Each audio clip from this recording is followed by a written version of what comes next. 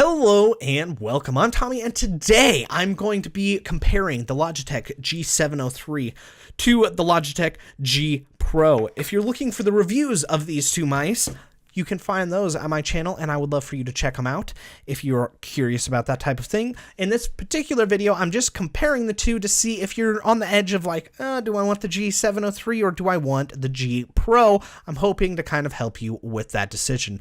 So, without further ado, let's dive in. The first thing that I want to talk about are the similarities, because these mice share a lot of similarities with each other. So, the first thing that I want to talk about is the Logitech G703 has almost the same exact layout, and by almost, I mean the only difference is the way it looks and feels. So, you've got the left, the right button, the middle mouse button, this little button, and then, that's the wrong side, the two side buttons there.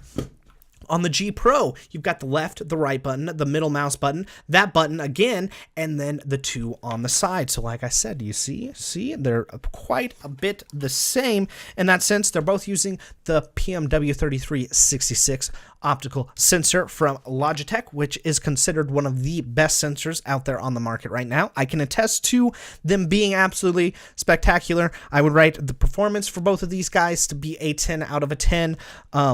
Now, moving into more of the objective differences between the two, this guy, the G703, comes in two colors, full black and then the white and black like this. And then it's rated for 50 million clicks, where the G Pro, I'm pretty sure, is rated for 20 million clicks. I could be wrong with that one because I didn't specifically look, but I'm pretty sure these are still using the old switches because this is a pretty old mouse. Still fantastic mouse, don't get me wrong. Also, if you're one of those people that go through 20 million clicks or 50 million clicks, you're a freaking beast and you're crazy for keeping a mouse that long. So I don't think the difference between 20 million clicks and 50 million clicks is super important, but if it is to you, there you go. You know, if the apocalypse ever happened and you could never buy another mouse, I guess you'd want the 50 million. Not that you'd be on your computer all that much. And I'm digressing hardcore right now. The next thing that I want to talk about is, I don't even remember. I went too far off on that tangent that I completely lost where I was in this video. Objective differences. The left and right click on the G900 is not as loud as the one on the G Pro. I'll see if I can actually get this through this microphone right here in front of my face, starting with the G703.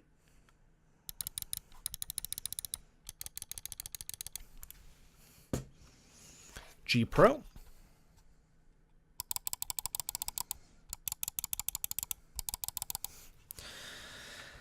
What else is there? This guy is going to be fully wireless and also wired if you want, and then this is going to be only wired, so there's two objective differences.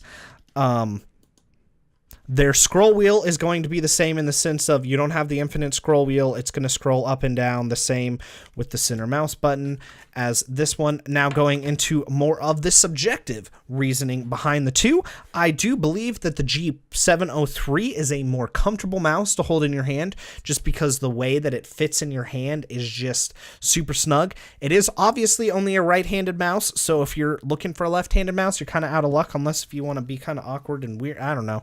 I guess you could use it if you're left-handed. This one, you could, there's more saying that you could use it as a left-handed mouse, but you're still going to get those buttons on the side, which is going to be kind of annoying. The clicks on the G Pro are far more satisfying to click down on than the G703. Both of them still feel nice, but it just, there's more of a mechanical feeling with the G Pro over the G703. I also feel like my hand just falls asleep with the G703 when I'm gripping it over the G Pro. One thing that I forgot to talk about earlier is that this one weighs 85 grams, this one weighs 107 grams, so this one's definitely going to be lighter. When it comes to the scroll wheel of both of them, the only reason why I think the 703 has a cooler scroll wheel is because of the RGB lighting. I wish I was kidding about that, but I'm not, because I just really like that there's RGB lighting in there. But this G Pro scroll wheel is one of the best scroll wheels that I've ever found, other than with the dual wheels or the infinite scroll wheels that you can get for the G Pro or the G900 and the G502. Those infinite scroll wheels are really nice. But anyways, this scroll wheel is by far, other than those with the infinite scroll wheel, the absolute best scroll wheel I have ever used on a mouse ever in my life for the G Pro. This one's it's nothing special. The thing that's kind of ironic is this is more of an expensive mouse, but it feels less premium than this mouse. However, the two-tone of this mouse looks sick.